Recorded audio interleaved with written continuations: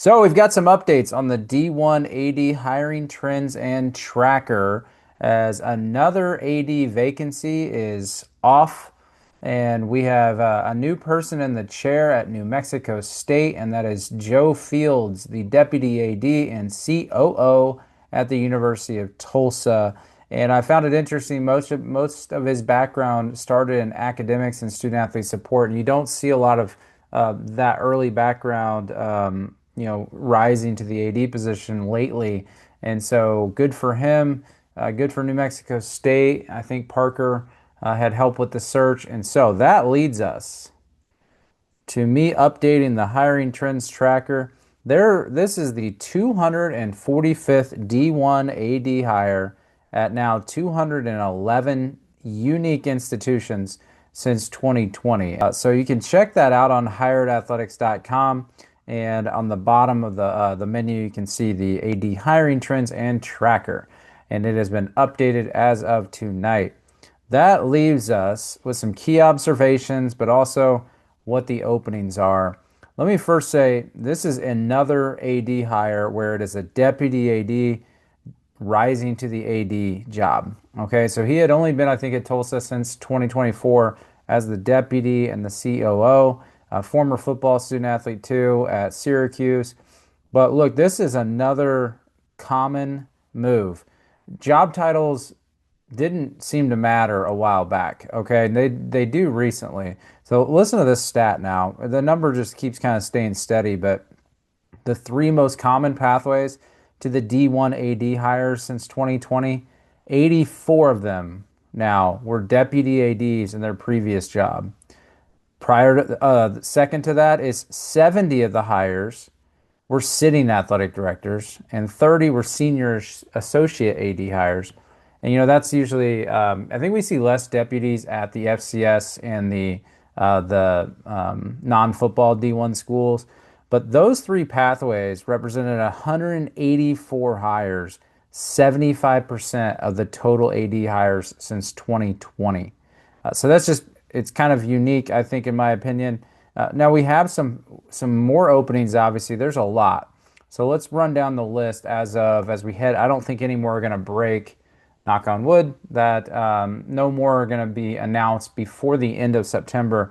So we have 15 openings, and that means let's go by the subdivision. So of the autonomy institutions, these aren't moving for a while. We've got Cal, Berkeley, and Oklahoma. Then we've got the rest of FBS. We have Delaware. They have an interim. They have a really good senior staff right now. They have no president. They have an interim president, but you think that this school is probably going to be, let's get the president and then let's get the athletic director. We have Troy. Okay, Troy, obviously, Brent Jones left to go to be the number two at Georgia Tech a while back. So I suspect and predict that the same president that had hired Brent probably going to go with the same type of background of the current deputy. And I'd be shocked if Troy ended up hiring someone outside of the permanent role of their current interim becoming the permanent. And then UL Monroe. Don't know what's going to be happening there or any sign of that search. Haven't seen any information about search firms. Obviously, there's been some other talk about what their future is at UL Monroe. Then 6 at the FCS. We got APSU, Austin Peay State. We've got Bucknell, not movement at all. I still think another strong interim, basically a lifer in the athletic department at Bucknell. I'd be shocked if they were going to hire someone else. I feel like we would have seen some movement by now. Makes me think that maybe this interim is going to grow into the permanent. Okay, and then the other ones, South Carolina State, Southern Utah. I personally made a prediction on Southern Utah about who I thought it would be. A source I trust is saying that they just have some stuff they have to clean up, and then they'll make that hire.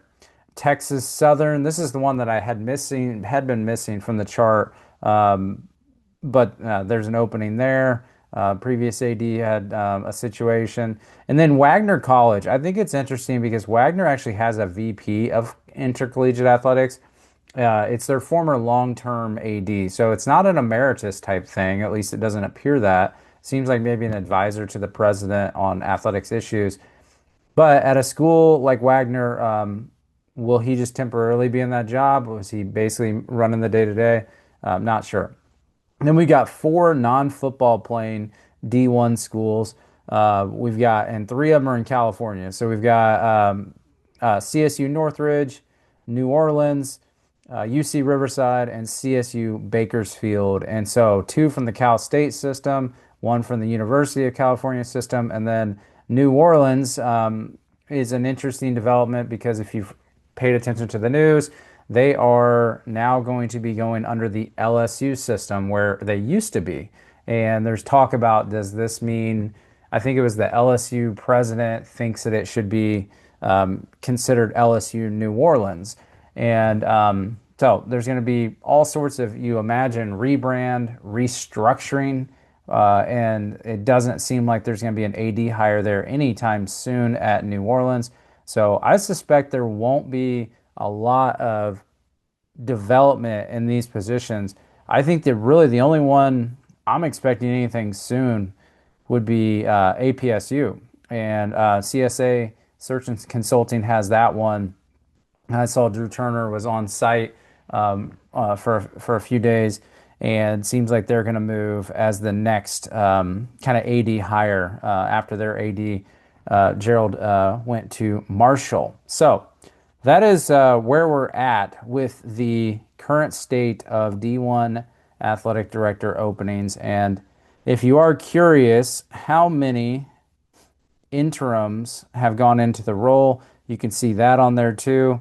You can see a lot of information that I put on the hiring trends tracker. Just go to the website. And I've got a plea is I'd like you to please share this. If you are working in college athletics and you have a colleague or someone at your school or another school you think could benefit from hearing this, watching this, please share the show, rate the show, and follow the show mainly on YouTube. And I'm really putting a push on my Higher Ed Athletics LinkedIn page, so I'd appreciate it. Find that. That's where I put a lot of the content.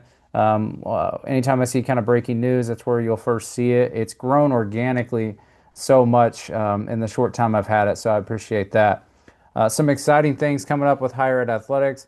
What I'm excited about is I did a site visit today, just building up relationships. I visited one of the deputy ADs at University of Cincinnati, met with a professor friend of mine there, and got to experience Nippert Stadium, go through the basketball arena. And look, I'm trying to hit the road more during this season of building Higher Ed Athletics. As some of you may know, my day job laid off at IU this past month, so that's why the attention's been more on Higher Ed Athletics, and it's been an exciting time. I'll be doing a trip to Florida, Tampa area for mid-October for family vacation. The rest of the family's flying. I'm driving, and I'll have about a 2-day, give myself about 2 days to stop at several schools, and from Indianapolis all the way down to Tampa. Even if it's out of the way, I'm really hoping to meet some people. Did this a few years ago, going to vacation where I just stop at as many schools as I can. But this time I actually want to stop and talk and get to know some people and maybe film a podcast or two. So if you want to support the show, keep engaging and sharing it, and go to higheredathletics.com. Use the contact if you have someone you want me to have on. You have an interesting idea. I'm really trying to help future athletic directors by studying the AD position, talking more about institutional fit, things like that. A lot more coming, and an exciting update to the show to be announced hopefully in the next couple of weeks. So with that said, congratulations to New Mexico State on getting their athletic director. And this is just a quick update to the D1 AD hiring trends and tracker on higheredathletics.com.